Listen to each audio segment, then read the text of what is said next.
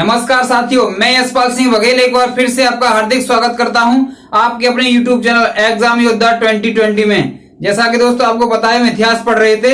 इतिहास में क्या चल रहा था दोस्तों? हमारा इतिहास में चल रहा था मौर्य प्रशासन। और मौर्य प्रशासन में क्या कराना है दोस्तों? आज हमको कराना है मौर्य प्रशासन की अर्थव्यवस्था किस प्रकार की थी। इससे पहले दोस्तों हमने क्या करा दिया है? इससे पहले दोस्तों हमने प्रागैतिहासिक काल पूरा करा दिया, आद्य ऐतिहासिक काल पूरा करा दिया, और दोस्तों ऐतिहासिक काल में हमने क्या क्या करा दिया? ऐतिहासिक काल में हमने दोस्तों हर्यक वंश करा दिया, शिशुनाग वंश करा दिया, नंद वंश करा दिया, और अब ये चौथा वंश चल रहा है, कौन सा? मौर्य वंश। मौर्य वंश में अब हम क्या करा रहे हैं दोस्तों? मौर्य प्रशासन की अर्थव्यवस्था। चलिए दोस्तों अर्थव्यवस्था के बारे में बात कर लेते हैं। मौर्य प्रशासन की अर्थव्यवस्था। मौर्य प्रशासन की अर्थव्यवस्था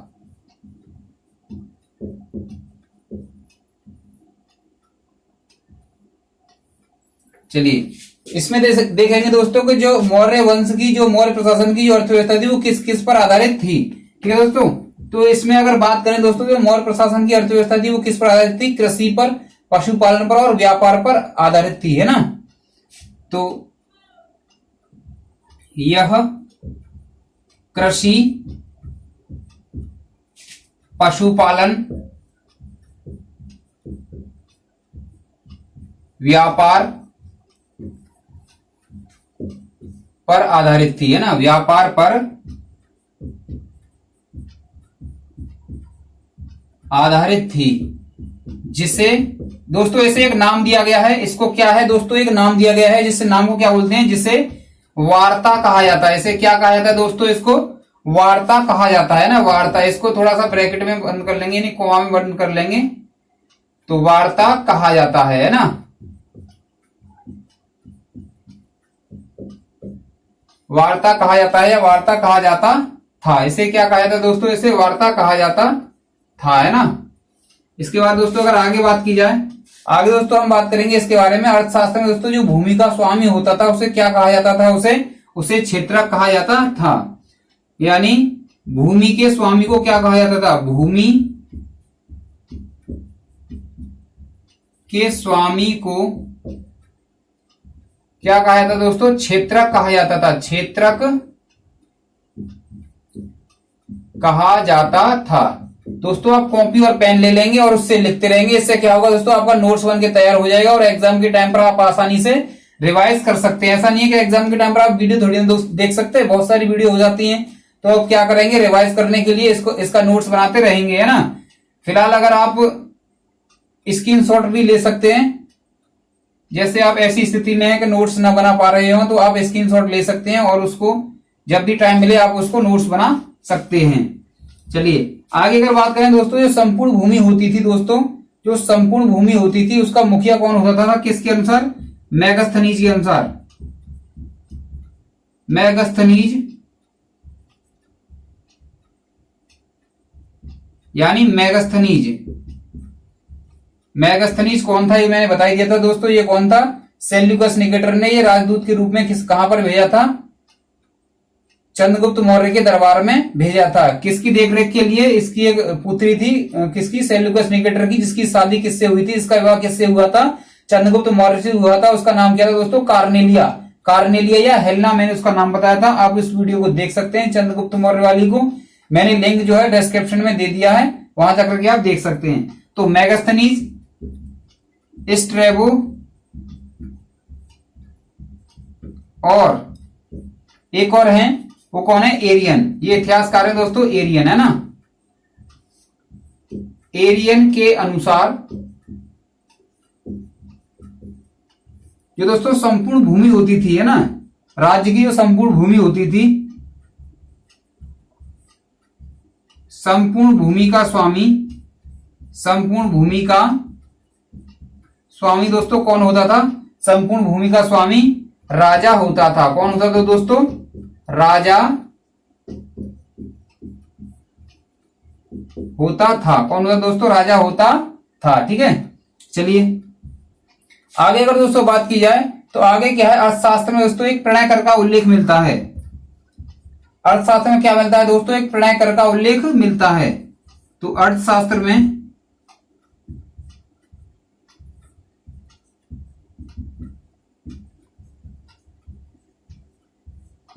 प्रणय कर का उल्लेख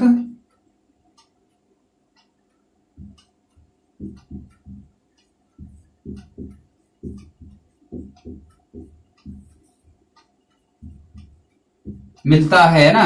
किसका उल्लेख मिलता है दोस्तों? एक प्रणय कर का उल्लेख मिलता है। किसका? प्रणय कर का। और प्रणय कर की बात करें दोस्तों, इसे क्या बोला जाता था?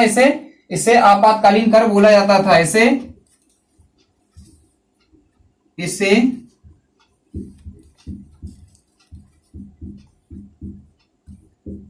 आपातकालीन कर बोला जाता था। ये क्या था दोस्तों? ये क्या था? आपातकालीन कर बोला जाता था। इसे क्या बोला जाता था दोस्तों? इसको आपातकालीन कर इसे बोला जाता था, है ना। चलिए इसको मैं रफ कर दे रहा हूं, स्क्रीनशॉट लेना चाहें तो ले सकते हैं। चलिए ओके।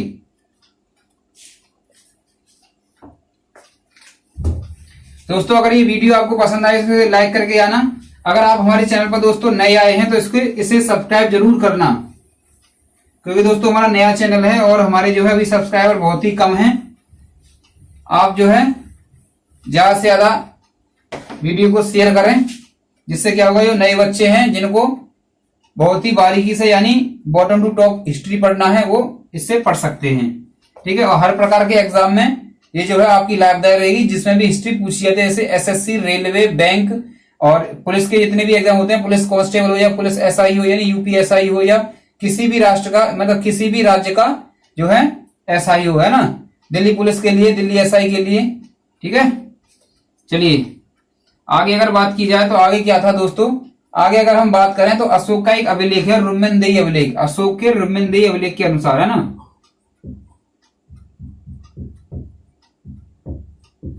अशोक के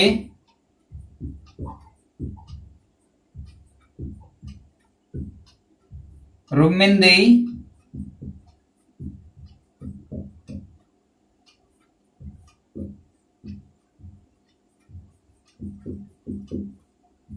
दोस्तों अगर दोस्तों किसके? अशोक का जो रुम्मनदेही अभिलेख था, अगर उसके अनुसार बात करी जाए तो दो प्रकार के कर का उल्लेख मिलता है, यानी दो प्रकार के कर की जानकारी मिलती है के अनुसार दो प्रकार के करों की जानकारी मिलती है। वो दो कर दोस्तों कौन कौन से? अगर उन दो करों की बात करी जाए, दो प्रकार के करों की अगर बात करी जाए तो कौन कौन से दोस्त हैं, कौन कौन से दोस्तों वो कर हैं? तो अगर पहले कर की बात की जाए वो है दोस्तों बलि। वो कौन सा कर है दोस्तों? बलि। अगर दूसरे कर की अगर हम बात करें तो वो कौन सा कर है दोस्तों? वो है भाग।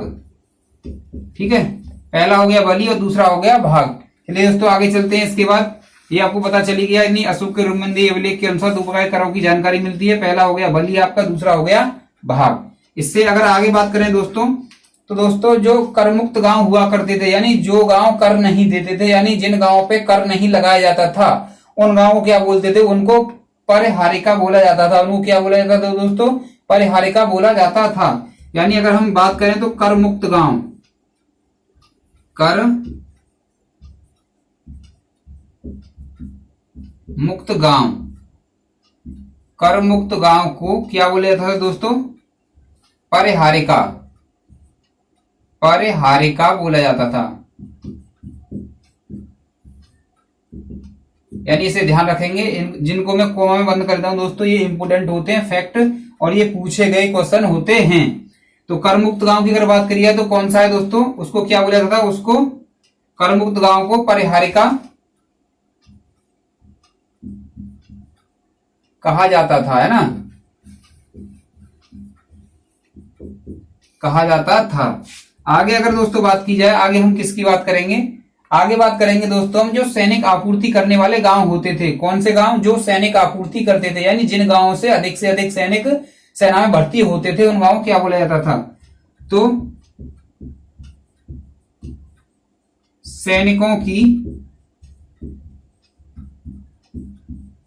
पूर्ति करने वाले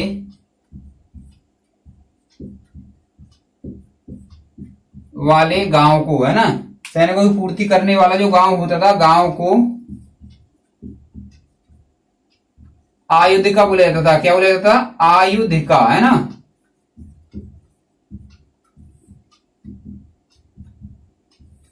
आयुधिका बोला जाता था, बोला जाता था या कहा जाता था या कहते थे, है ना, ये थे। चलिए दोस्तों, इसके बाद बात करेंगे अब हम, ये यहां तक हो गया। आप स्क्रीनशॉट ले सकते हैं या लिख लिया होगा आपने, आई होप। तो अगर इसके आगे बात करें दोस्तों तो मौर्यकालीन सिक्कों की बात करेंगे। और दोस्तों किसकी बात करेंगे हम? मौर्यकालीन सिक्कों की बात करेंगे। इसे मैं रफ कर दे रहा हूं, ठीक है। चलिए, ओके।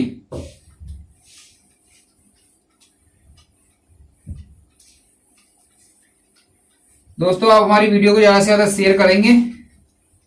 अगर आपको हमारी वीडियो पसंद आए तो लाइक करके जाएंगे, और आप हमारे चैनल पर अगर नए हैं तो उसको सब्सक्राइब जरूर करेंगे।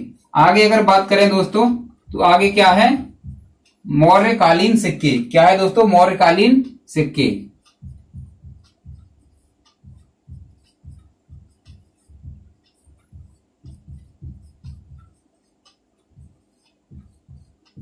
किसकी बात करेंगे हम? मौर्यकालीन सिक्कों की बात करेंगे। तो मौर्यकालीन सिक्कों की बात करें दोस्तों, 3 प्रकार के सिक्के बनते थे। कौन कौन से थे दोस्तों वो 3 प्रकार के सिक्के? इसके बारे में जानकारी प्राप्त करेंगे। तो पहले प्रकार के जो सिक्के होते थे दोस्तों, उनको बोलते थे कासार्पण। क्या बोला जाता था दोस्तों? उनको कासार्पण बोला जाता था। कासार्पण, पण, और था दोस्तों, पण बोलते थे, और इनको बोलते थे धरण। क्या बोलते थे? धरण। यानी इनके जो हैं वो 3 नाम हैं। कासार्पण बोल लो, पण बोल लो या धरण बोल लो, है ना। ऑब्लिक में ये, या तो ये बोल लो इसको या ये बोलो, है ना। तो ये कौन से सिक्के होते थे दोस्तों? अगर इनकी बात करें तो ये चांदी के सिक्के होते थे, है ना। ये कौन सा सिक्का होता था? ये चांदी का सिक्का होता था। चांदी का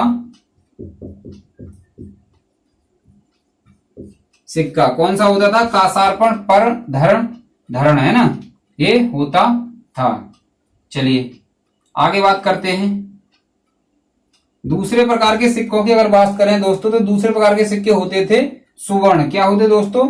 सुवर्ण या निष्क। सुवर्ण या निष्क। ये कौन से सिक्के होते थे? ये किसके बने होते थे? ये सोने के सिक्के होते थे। सोने का जो सिक्का होता था उसे क्या बोलते थे दोस्तों? सुवर्ण, है ना। चलिए तीसरे की अगर बात की जाए तो ये कौन से थे? माशक। तीसरे प्रकार के सिक्कों की अगर बात की जाए तो ये सिक्के थे दोस्तों माशक, है ना। तो ये किसका बना होता था? ये दोस्तों तांबे का सिक्का होता था। ये किसका होता था? ये तांबे का सिक्का होता था, है ना। तांबे के सिक्के होते थे उन्हें क्या बोलते थे? उन्हें माशक बोलते थे। तो 3 प्रकार के सिक्के थे दोस्तों, कासार्पण था, पर, धरण, ये ना, ये तीनों का एक ही नाम है। चांदी का सिक्का होता था ये। आगे अगर सुवर्ण की बात करें दोस्तों, सुवर्ण या निष्क, तो ये सोने का सिक्का होता था। आगे अगर बात की जाए माशक की बात करें, ये तांबे का सिक्का होता था। इसलिए दोस्तों आगे बात करते हैं, इसे मैं रफ कर दे रहा हूं। आगे हम बात करेंगे दोस्तों व्यापार के बारे में, है ना। चलिए सिक्कों के बारे में एक पॉइंट आ रहा है, उसको भी देख लेते हैं। वो पॉइंट क्या है? जो पंचमार्क, ये मौर्यकालीन जो सिक्के थे, यानी मौर्यकालीन सिक्के,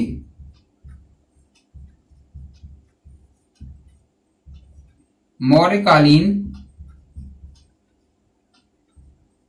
सिक्के जो थे ये क्या थे दोस्तों? ये जो थे पंचमार्क सिक्के थे ना। ये क्या था? ये पंचमार्क मुद्रा थी। मौर्यकालीन सिक्के की अगर बात करें तो ये क्या था दोस्तों? ये पंचमार्क मुद्रा थी, ये, है ना। क्या थी? पंचमार्क।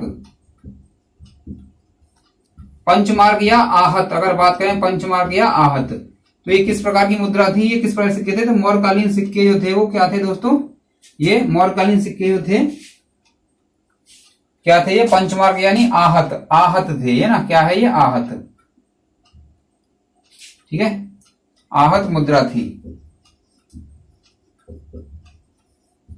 या पंचमार्क बोल सकते हैं इसको। मौर्यकालीन सिक्के थे, इनको क्या बोला जाता है? इनको पंचमार्क मुद्रा बोला जाता है ना। चलिए आगे दोस्तों इसके बाद बात करेंगे। अब मैं रफ कर दे रहा हूं क्योंकि व्यापार के बारे में बात करेंगे, है ना।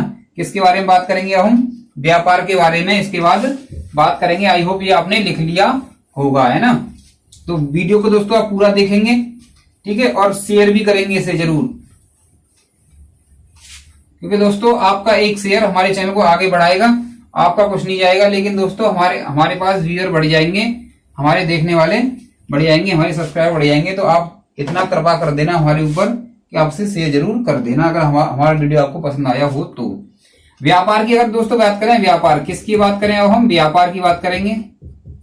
व्यापार की अगर दोस्तों बात करें तो व्यापार जो है जलमार्ग और थलमार्ग दोनों के द्वारा होता था। व्यापार की अगर बात करी जाए तो जलमार्ग व स्थल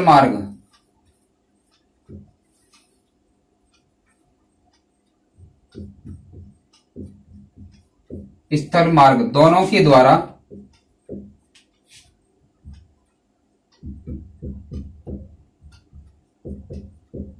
व्यापार होता था, है ना।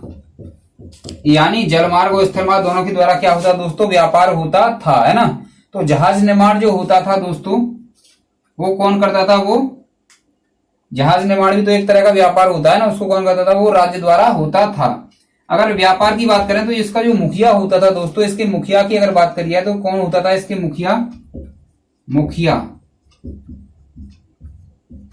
को दोस्तों क्या कहते थे, मुखिया की अगर बात करें तो दोस्तों इसको श्रेणी कहते थे। मुखिया की अगर बात करें तो मुखिया श्रेणी कहते थे इसको, है ना। चलिए अगर जहाज निर्माण की अगर बात करिए तो जहाज निर्माण कार्य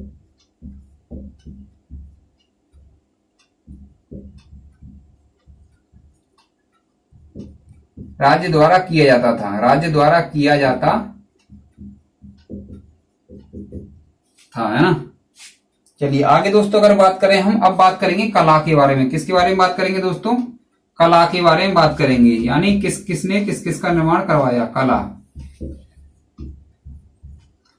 की अगर बात की जाए दोस्तों, कला पहले चंद्रगुप्त मौर्य के बारे में बात कर लेते हैं। चंद्रगुप्त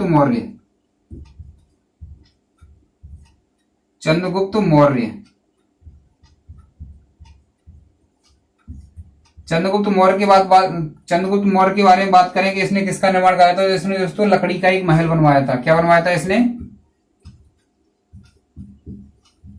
लकड़ी का महल बनवाया, है ना। लकड़ी का महल क्या करवाया, बनवाया, लकड़ी का महल का निर्माण करवाया, ठीक है। आगे दोस्तों बात करेंगे हम अशोक के बारे में। किसके बारे में, यहाँ पे आ नहीं पाएगा, मैं इसको रफ कर दे रहा हूं, है ना। आई होप दोस्तों आपने लिख लिया होगा, नहीं लिखा हो तो आप स्क्रीनशॉट ले सकते हैं। चलिए ओके।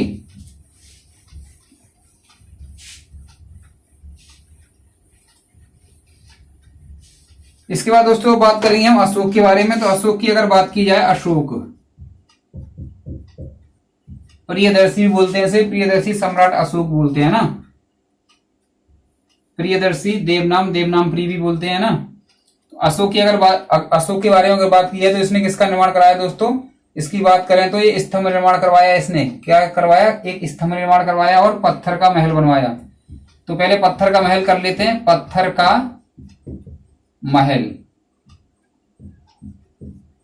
पत्थर के महल के बारे में अगर बात करें दोस्तों तो ये बोला जाता है फायान के द्वारा,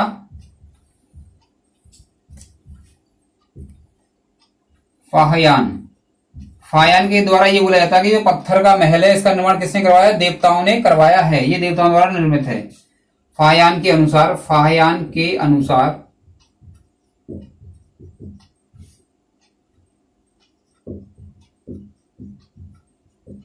इसका निर्माण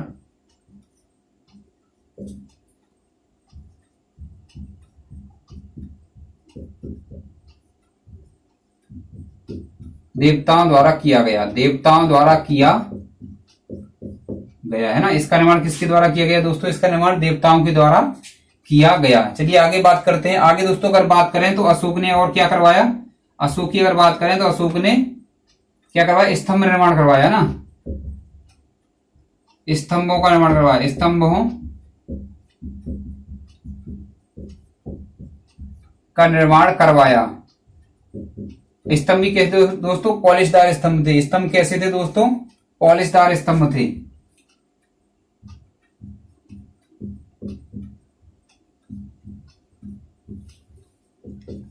पॉलिशदार, है ना। चलिए इसी में बात करें तो सारनाथ स्तंभ का निर्माण भी अशोक ने करवाया था। किसका? सारनाथ स्तंभ।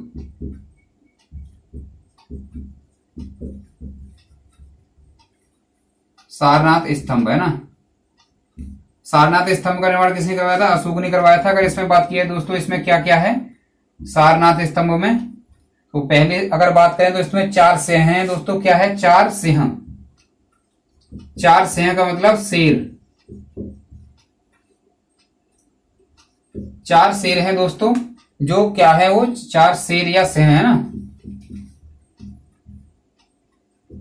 जो चारों दिशाओं में मुंह करके बैठे हुए हैं और एक दूसरे की जो क्या है बैक है ना, वो एक दूसरे से चिपकी हुई है। ठीक है, 4 सिंह हैं, यानी वो एक दूसरे की तरफ कमर जो बोलते हैं ना, कमर पीठ जो बोलते हैं, वो करके बैठे हुए हैं एक दूसरे से चिपक के। और उनके सिर जो हैं वो जो इसके इनके जो चेहरे हैं वो चारों दिशाओं में फैले हुए हैं ना, चारों दिशाओं की तरफ हैं। चलिए आगे अगर बात करी जाए तो और क्या है दोस्तों इसमें, और बात की जाए दोस्तों इसमें एक चक्र है। और क्या है दोस्तों इसमें? एक चक्र है। एक क्या है दोस्तों इसमें? एक चक्र है। चक्र की अगर बात करें तो इसमें क्या है? 40 यानी 24 तिल्लियां हैं। क्या है इसमें? 24 तिल्लियां हैं। तिरंगा में देखा होगा दोस्तों, ये वहीं से लिया गया है। तिरंगा में जो लिया गया है वो यहीं से लिया गया है ना, 24 तिल्लियां। ठीक है, एक चक्र है। चक्र की अगर बात करें तो इसको क्या बोला जाता है? धर्म चक्र प्रवर्तन बोला जाता है। इसको क्या बोला जाता है? इसको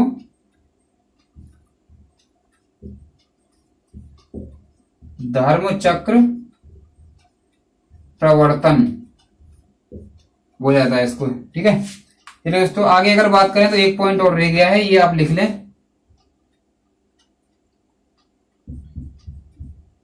अगर दोस्तों इसके मौर्य वंश के अगर अंतिम शासक की बात करें, हम मौर्य वंश के अंतिम शासक की बात करें तो अंतिम शासक कौन था?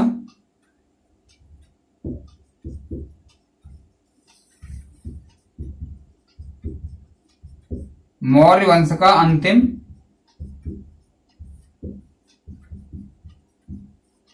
शासक। चलिए मौर्य वंश के अगर अंतिम शासक की बात करें तो ये कौन था दोस्तों? मौर्य वंश का अंतिम शासक ये बृहद्रथ था। कौन था दोस्तों? बृहद्रथ।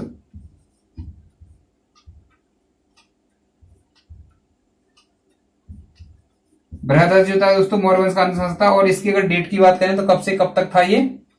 191 बीसी से अगर बात करें 187 बीसी, 187 बीसी इसका क्या था दोस्तों? कार्यकाल था, है ना। बृहद्रथ था। कौन था दोस्तों? बृहद्रथ था। इसका कार्यकाल 191 से बीसी था। अभी आप ये सोचेंगे कि 191 आ गया तो कम कैसे हो गया दोस्तों? क्योंकि ये ईसा पूर्व है। क्या है? ये ईसा पूर्व है, यानी ईसा पूर्व पहले कम होते होते कहां तक जाएगा? ईसा मसीह के जन्म तक जाएगा, है ना। ये एक कंसेप्ट था, मैंने पहली क्लास में बताया था। इस कंसेप्ट को मैं दोबारा बता देता हूं, ये सन वाला कंसेप्ट है ना। चलिए आप, आई होप आपने ये लिख लिया होगा। ठीक है, आप इसका स्क्रीनशॉट भी ले सकते हैं। बड़ी शानदार तरीके से हमने दोस्तों इसका एक्सप्लेनेशन किया है। आप इसे शेयर जरूर करें स्टडी ग्रुप में।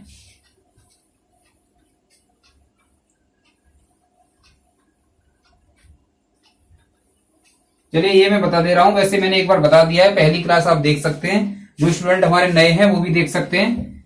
जैसे मान लो ये है ना, आपने रेखागढ़ सबने पढ़ाई होगा। ये क्या है? यहाँ पर एक मूल बिंदु 0 0 होता है ना, इसको मान लिया हमने ईसा मसीह का जन्म हुआ है। यहाँ पर ईसा मसीह,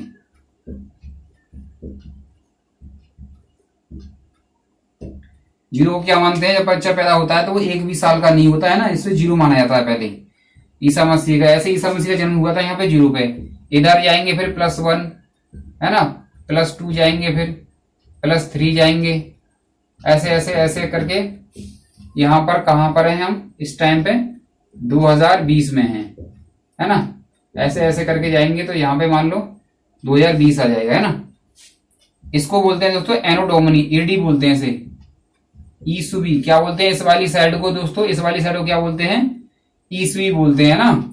और इसको एनो डोमिनी ईडी भी बोला जाता है। मैंने जो लेक्चर कराए हैं उसमें आपने देखा होगा, मैंने ईडी लिखा है हर जगह पर, है ना। चलिए आगे अगर दोस्तों हम बात करें तो क्या हो जाएगा? अब ईसा पूर्व तक आ जाओ। इधर -1 होता है, इधर -2 होता है, इधर -3 होता है, इधर -4 होता है। ऐसे करके आपने रेखागणित में देखा होगा या बीजगणित में क्या बोलते हैं उसको? ज्यामिति में देखा होगा, है ना, कोऑर्डिनेट ज्योमेट्री में। ऐसे ऐसे करके आया आया आया, यहाँ पर ऐसे करके आ गया ना। अभी बृहदरथ बताया था ना हमने, क्या बताया था?